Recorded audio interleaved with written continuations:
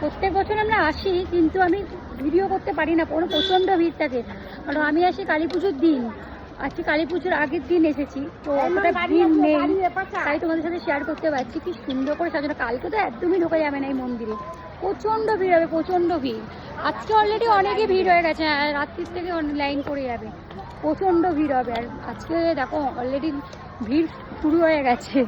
আমরা এখন 5টা বাজে, 5টার সময় এসেছি।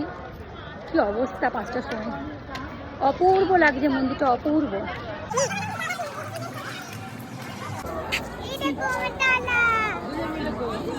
ডালা নেবার বাজে আমরা পুজো দিতে যাবো, তাই তো?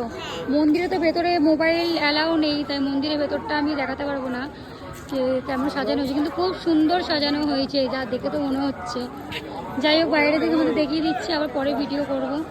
তাড়াতাড়ি লাইন করে। এবার পরিবেশটা একটা অন্যরকম লাগছে, কি সুন্দর লাগছে।